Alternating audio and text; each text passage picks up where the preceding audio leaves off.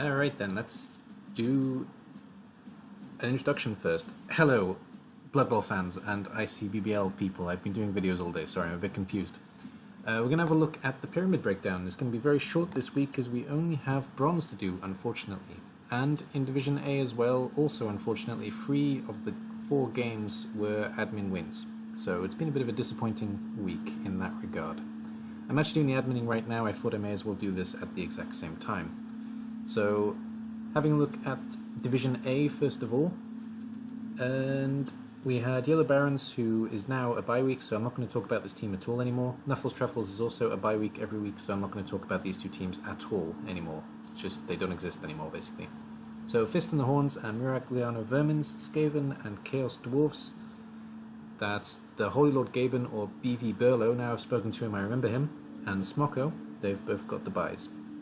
James Typhoon and Markja didn't manage to get their game played, so Bearfield Cups, the Orcs, have managed to win by admin win as well against the Chaos Dwarves, 20% crueler.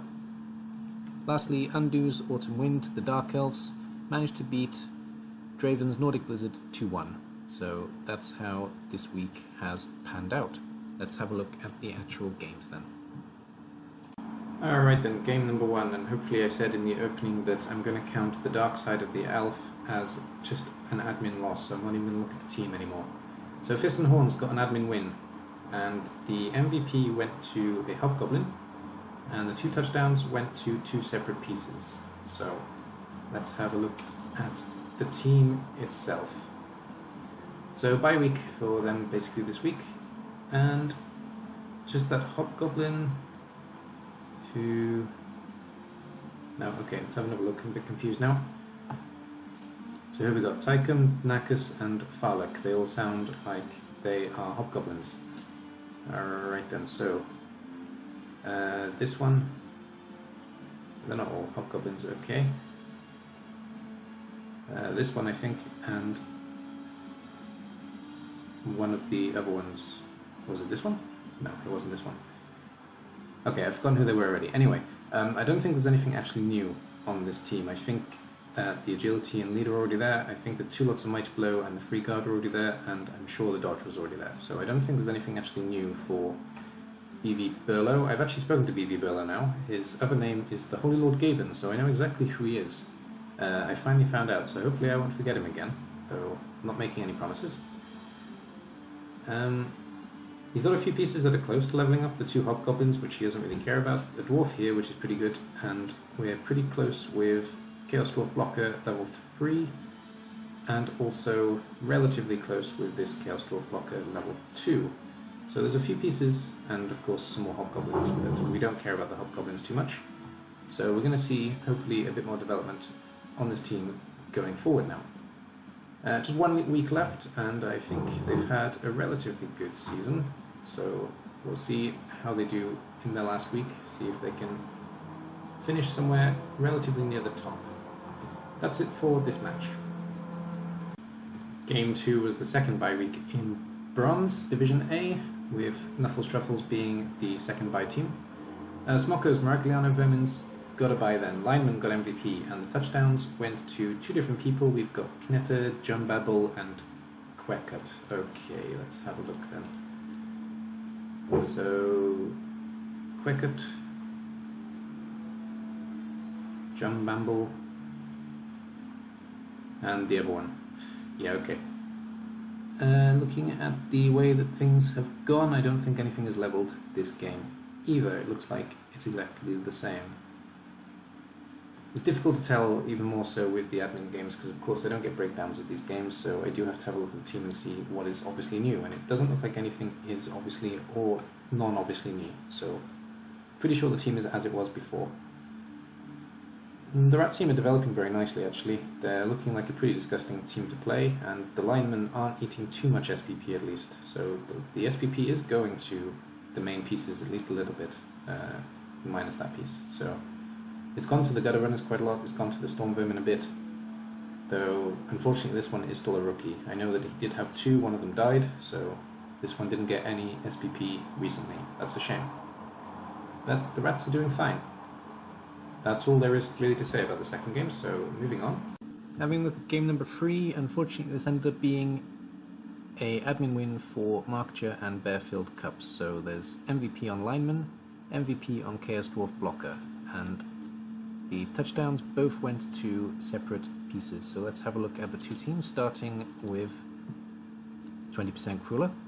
There have been 2 level ups, as you can see, but I've literally just forwarded the game, so James Typhoon has not had time to look at his game yet. I'm pretty sure he's back next week, so whoever his next opponent is, you should be able to play him as normal. He's got 130 in the bank, and 2 Chaos Dwarfs are going to be 1 level stronger. So, as far as admin loss goes, that's basically the best result you can hope for. 2 pieces leveling up, so well done there, James. And with 130 in the bank, I don't think he's going to spend anything in the last week, but we may see 1 more Hobgoblin, I guess. Other than that, nothing new to report here, really. It's just a bye week, so nothing particularly exciting to say about the match. Not a bye week, sorry, a bye game. And his opponent, Ela or Markja, with Bearfield Cups, the Orcs. He also hasn't had a chance to look at the team, because I've literally just done it, so there's no level ups, and he is on the border of TV increasing amounts of money. So, nothing new in this team, it's exactly the same. 14 pieces, a lot of pieces in this team. We may see the last Blitzer come back, because there's a Blitzer missing, I think. Yeah, he may spend money on the last Blitzer, so that'll be a 15-man roster, but it does mean that you've got the 4 Blitzers back. They're kind of the key piece in an Orc team, so I'd be surprised not to see all 4 of them. Otherwise, nothing new to report on either team in this game, unfortunately, so that's it for game number 3. And in game number 4, Division A, Undo's Dark Elves took on Draven's Norse Autumn Wind Nordic Blizzard. I don't think I have a rundown for this match. Let's have one quick look. I probably do though, so almost definitely I'm making that up. Yeah, there it is, I've got it. So, Undo gave me this rundown. Autumn Wind Undo versus Nordic Blizzard Draven. TV difference was big, so Autumn Wind got a free wizard and a star player, Hawken Heartriver. Cool. Both doing the job, I might say. Delph's pressure made Nordic Blizzard some quickish turn 4, turn 5. I think there's a word missing there, maybe score really. Turn 5 at a highlight assassin was blocked by the Yeti on a both down, and the poor Yeti died. Wow. Appa was spot on though, saving his life. Vodka scored in turn 8. Second half was a fist fest. Lots of removals from both sides. Hawken was sacrificed, left as a bait to be served. Sorry. Draven overcommitted though, sent 4 players to be sure that it would be done, left flank free, and Tila scored second Delph touchdown. Last couple of turns, Wizard stops the touchdown attempt of Norse, final score, Autumn Wind 2, Nordic Blizzard 1. And then level up, so thank you for that. Yeah, that's fine, and that's all the information that we have there. So the first score was early from Norse. He missed the word, but I guess that was the point. And the 2 scores were quite late for the Dark Elves. So 2 touchdowns, 16 armor breaks for Dark Elves, and 1 touchdown, 2 passes, that's always nice to see, and 11 armor breaks for the Norse. Vivacious Vodka actually leveled up, I believe, because she scored 1 of the touchdowns, and Ulrich got MVP, so MVP and touchdown, MVP. And that's a good MVP for the Dark Elves. So that's 10, 14, 17 against 10, 15, 16. It's a big SBP match. Let's have a look at the teams then. Undo has told me there was only the 1 level up, and it was Vodka, who is here, and she's been given diving tackle. So that's nice and worrying. There's a lineman out as well, I guess it's an MNG. It is indeed. And this Dark Elf team are looking very nice. I would be rather remiss to not see them go into silver, though. I don't think they're at the top of the league at the moment. They've got 70 to spend as well, so we could actually see a bench, or at least a replacement for this 1 missing lineman, so no SPP goes to a loner. Though I don't really think that's Undo style, so I don't think that's going to happen. It's just 70,000 he doesn't need to spend, realistically, so ignore me in that regard. But yeah, the team is looking very good, and I haven't really got much else to say about the Dark Elves, so let's have a look at the Norse team. And remember, I haven't said that much, but the Norse team did actually come down from silver last season, and they came down from a very big beating from Chris J's Orcs at the end. It was pretty brutal on the side of the Norse team. The Yeti is close to leveling up but hasn't managed to level yet, and I can't see anything as an obvious level up. Was that there before? Yes, I think it was. No, I don't think there's anything new, but there are a lot of pieces really close to leveling. There's 1, 2, 3, 4 if you count this one. Linemen who are close to leveling. Then you've got the Berserker who's not too far away, and you've got Yeti who's not too far away as well. So lots of almost developed members of the Norse team. He has 100 in the bank. He already has a very big team. I can't see him taking more, to be honest. And he unfortunately has 2 pieces out. Are they both on MNG? I'm not sure. That's an MNG. And this one, that's a pretty big loss it looks like. That's a point in movement, which isn't such a big deal really, especially for a lineman. You don't really want them to stay around forever.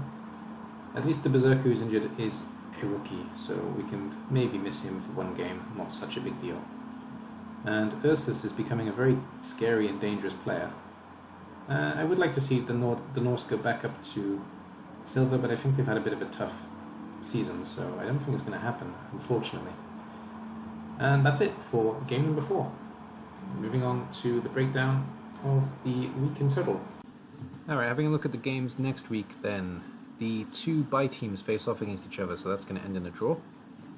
Mark's Bearfield Cups, the Orc team take on the Fists and Horns, BV Burlow's Chaos Dwarfs. Nordic Blizzard Draven, Norse team take on Smocko's Skaven Ragliano Vermin, and Dark Elves Autumn Wind led by Undo take on 20% Crueler, the Chaos Dwarfs led by James Typhoon. In terms of predictions, I like the Orcs, the Skaven, and the Dark Elves. I think that's going to be the way the results go. I'm not going to go into much deeper. I'm not going to look at it much deeper than that. I don't know, lost my trail of thought there, sorry. And having a look at the leaderboard then for Division A. Smocko's Skaven are at the top with 5 wins and 1 draw. Undo's Dark Elves Autumn Wind are in second with 4 wins and 2 draws. The Fist and Horns are in third with 4 wins and 2 losses. The Orcs come in fourth with 3-1-2. The Chaos Dwarves and the Norse team are in joint fifth with 3 wins, 3 losses, and then the 2 byes are of course at the bottom. So that's it. With just 1 week left, it looks like Smocko and Undo are most likely going up, though if BV Burlow wins his game and Undo doesn't, then we may see this in second place. I'm saying they go up. We haven't actually decided how they go up yet, but these 2 are most likely.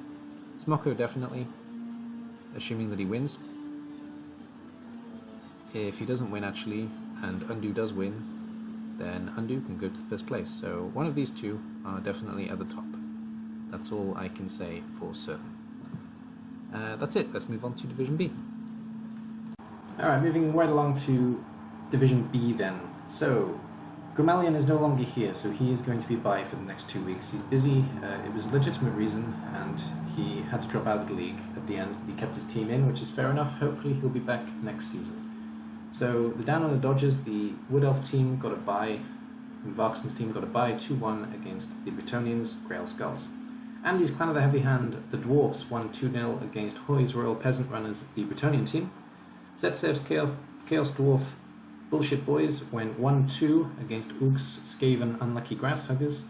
And a bit of a rough one here, it looks like. Saimar's Hardcore Elfry, the High Elf team, took out Capra's North Face Capra 4-1. So well done to Saimar and unlucky Capra there. Let's move on to the first game, which was a bye, so it's pretty straightforward. Of course, there's no breakdown, because it is just a bye. So the A lineman got MVP, and he's got no skills. How is that possible? I don't know. And the 2 touchdowns went to 2 different people, Shane O and Billy. So Shane O, Murray, and Billy. I'm not going to look at Gramalion's team because they are finished for the season. So Shane O, Murray, and Billy was the other one, I think. So nothing new. Interesting. So I don't know what was going wrong with the screen, but this piece does definitely have 2 level ups, but it wasn't showing for some reason. And 16 to 21 is exactly 5, so no level up. No level ups for the team. 170 in the bank, he's going to have to spend that realistically, and he does have a piece missing, so that's lucky. He can actually buy whatever he wants. He can buy a tree, he can buy a thrower, he can buy a catcher, or he can buy a lineman. I don't really think that Vaxen is too big on the tree. I don't remember much from our conversation in Tutor League now, because I did too many of them. But if I remember rightly, he's not a very big fan of the tree, so maybe we won't see one in this kind of league. No, I'm more likely to see another lineman or another catcher, I guess. Catcher is obviously the scarier choice, but lineman is maybe the more sensible choice. I don't know, I'm not a Wood Elf coach at all. I don't like Wood Elves, what can I say? There are a few beatings on this team though. We've got 2 niggles and we've got 2 minus movement, so could actually replace one of these players as well if necessary. So we could buy two linemen and replace one of the broken ones, though I don't think that's going to happen so late in the season, to be honest. Anyway, we'll see what he does with the money next week, so well done to Vaxen getting the buy. Next up, game number 2, Clan of the Heavy Hand. Andy's Dwarves took on Hoy's Royal Peasant Runner, the Bretonian team. And I'm looking at the wrong screen, of course I am. So, I haven't had a breakdown from either team, but the Dwarves did take this 2-0. 2 touchdowns, 15 armor breaks, and Longbeard getting MVP but not leveling. And this team is pretty much entirely Longbeards, don't forget, so it's not really so surprising that Longbeards are getting the MVP, and they are important pieces in this team. If I remember rightly as well, Andy's is actually taking this team next season again. I think that's what's happening. And the Royal Peasant Runners, a blocker actually leveled up from MVP, so that's good news. And there was 1 pass, and this looks like it was a really tough game actually for the Bretonians. No armor breaks at all. Of course, no touchdowns, and everything looks like it went wrong. So that looks like a bit of a painful one. Well, we got 6 for the Peasant Runners, and we've got 13 for the Dwarves. Let's have a look at the Dwarf team first. The MVP didn't level up, he's the same as he was before, and I'm pretty sure that all the guard was here. He's going for an all-guard team, it looks like. Maybe if he rolls a double, something else will happen, but I really like this team. They're interesting. It's a setup that I wanted to actually play in the past, but I don't like playing teams where other people from the league have already played the same setup. And he still has these 2 gaps. I don't know why he's keeping these 2 gaps. Maybe there's going to be one more dwarf here. I don't know. But he's got 170, so we can actually spend money on something. We may see one more Longbeard, though that will give him a bench. We may see the Death Roller, though I don't think that's what he's going for. And otherwise, I don't see this team really getting anything extra in it. But this team actually looks very good, and it looks like it's a bit of a worry to play against. I wouldn't feel comfortable playing this team, especially with all this guard. It would be a tough old match. So, good job to Andy's there. And the Peasants, they obviously had a rough game, and it would have been a rough game against that team. It's not a good matchup for them at all. They have a blocker who's been injured, and he's been given a miss next game. And otherwise, there was the 1 somewhere, I don't know where it went, but it doesn't look like it made a difference. And of course the blocker leveled up, and he rolled a 10, has been given plus movement. Interesting. May have skipped the stat myself, but I can see it being helpful. He's basically a backup blitzer with slightly less skills. Yeah, okay. And this team has actually developed quite well. We have a plus agility, we have a dodge, we have mighty blow and tackle, which is really good for a blitzer. The mighty blow, not so much the tackle. And block has been given movement, so this team is actually developing pretty well, despite the fact that they are getting beaten up. And we can finally buy the last blocker. We can actually take the last blocker and a lineman with the cash we've got here. Or we can save it and use it for inducements, or we can save it and buy a 13 reroll. But interesting to see what Hoy does for his last week. That's it for game number 2. Game number 3 saw Zetsev's Chaos Dwarfs against Oog's Unlucky Grasshugger Skaven team. And the Bullshit Boys are the Chaos Dwarf team. I do have a breakdown from Oog, so let's have a look at that first. I'm on the wrong page. There we go. So, Bronze Week 6, Unlucky Grasshuggers Skaven versus Bullshit Boys Zetsevs. The rats, weirdly enough, could take more punches than expected and doled out as much as they received. In the end, with interest. There wasn't a full stop there, but I read it like there was a full stop. Sorry, that's just my dyslexia playing up, I think. 5-turn touchdown by the Chaos Dwarfs was followed by a turn 5 touchdown by the Chaos Dwarfs was followed by a return 1 where the ball was briefly taken from the Skaven, but a lucky scatter brought it back into a Storm Vermin's waiting hand that then could blitz his way through to the end zone. The second half, the Heatwave took several of the Chaos Dwarfs' key players, including the Minotaur, so they couldn't capitalize on the blitz properly. And the fight for the ball was lost in the end by the Rats, who then proceeded to do a stall tie. Then proceeded to do a stall until the end of their half, which succeeded. Some bad blood was cooked up by a late foul on one of the Bull Centaurs, but I think we got past that unfortunate incident. 2-1 for unlucky Grasshuggers. And then there's the aftermath that we'll have a look at in a moment. So, 1 touchdown, 14 armor breaks, with Bull Centaur getting MVP, which is always what you want. That's my Bull Centaur and his Bull Centaur getting MVP this week. And 2 touchdowns, 1 pass, 6 armor breaks, and Alona, unfortunately, getting MVP. Obscura form, we'll have a look if he was bought in a moment. 8 for the Chaos Dwarfs, and 8, 11, 12 for the Skaven. Let's start with the Chaos Dwarfs. And he hasn't told me about the Chaos Dwarfs, that's fine. So the MVP was here, and there wasn't really much else, so I don't think there's anything new on this team. In fact, I'm positive there's not. We have 130 in the bank though. We have all the pieces we need. May see 1 more Hobgoblin, though it's not necessary, so we're probably going to keep this cash in this team.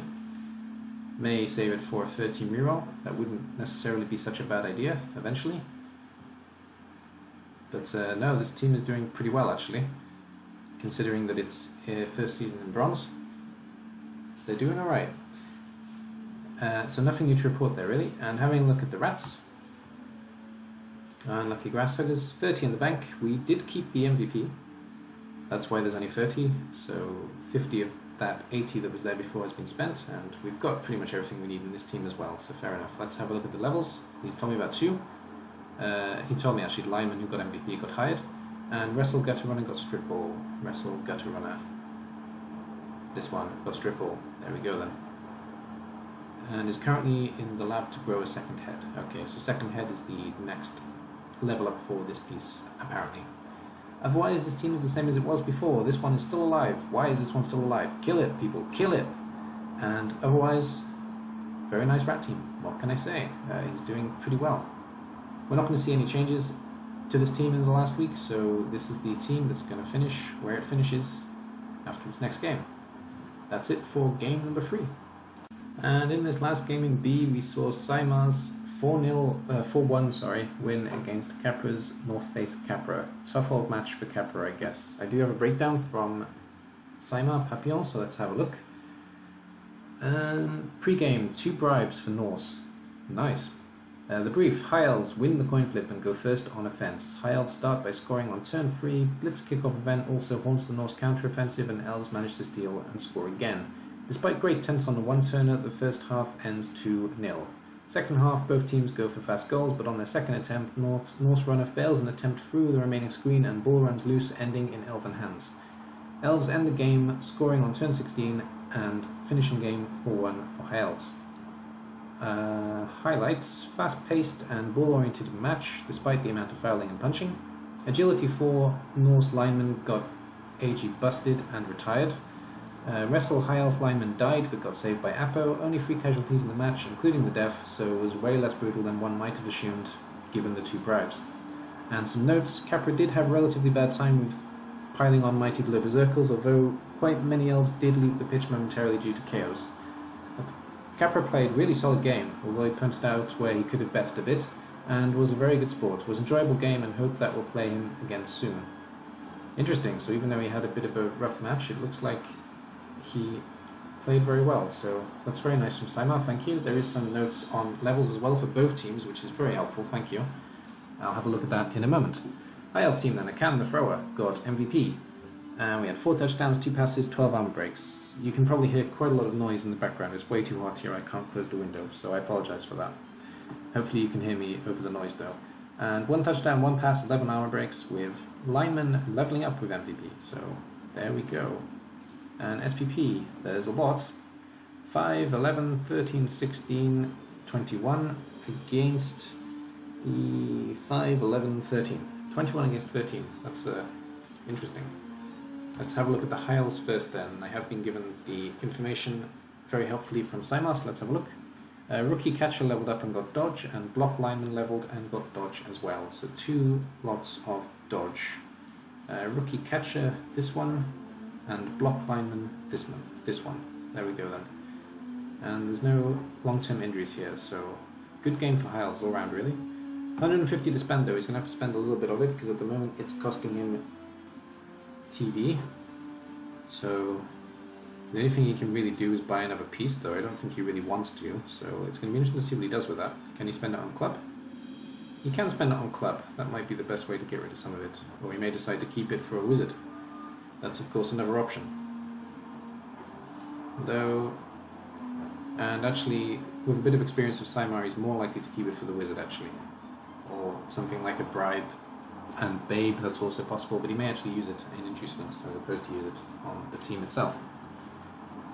Yeah, this high off team is pretty disgusting. This piece needs to die as well, so kill this one, kill Olga, do it quick before I have a heart attack. But this team is looking good to go up to silver at the moment, I think. Though I haven't had a look at the actual leaderboard yet. And then his opponent was North Face Capra, there they are. He's actually told me about that as well, which is really helpful. So the plus agility lineman got fired, but banking on bribes prevented replacing him just yet. So he spent what money he had to replace the lineman on the bribes. He actually spent his own money. And plus agility, Fen lineman leveled and got sure hands. Rookie lineman leveled up, got dirty player. Okay, so dirty player and sure hands. There we go. So yeah, thank you, Simon. That's a very nice breakdown. That's pretty much exactly what I want. I'm going to leave that on the Discord actually, just so you guys can see it, and if you can kind of emulate that style, it really, really helps. It's a good way of breaking it down. It doesn't have to be exactly the same, but same kind of idea. So I'll leave that as an example in the page. So yeah, only 40, so he's missing the one piece. He's going to have a loner next game, but loner lineman on Norse team isn't so terrible, to be honest. You can have worse pieces, that's for certain. He still has block. Yeah, pretty nice Norse team, to be honest. Interesting berserkers, a nice runner, a very nice lineman, which is unusual, and the elves are doing okay as well. So, nice Norse team. That's it for the games. Let's have a look at the last games of the week. So, next games. Andes is finishing with a bye against Chromalion. So, dwarves against peasants. Not peasants, Bretonnians. Damn you, Urban Zorro. I call them peasants all the time now. And Valkson's down on the Dodgers take on Zetsev's Bullshit Boys, Wood Elves against Chaos Dwarfs. And I think Valkson is going to struggle in this game, but I think he's going to come away with a win in the end, just because of the experience. And I think there's a bit of difference in TV as well, actually. And Hardcore Elfry, the High Elves take on the Royal Peasant Runners. The Royal Peasant Runners will have their entire setup of positionals, which will help, but this High Elf team is disgusting, so I can't really look past the High Elves to win this game. And Unlucky Grass Huggers take on North Face Capra. That's not really a good matchup for Ook, but with the piece missing and the Yeti not really being so helpful against rats, it's going to be difficult to call it.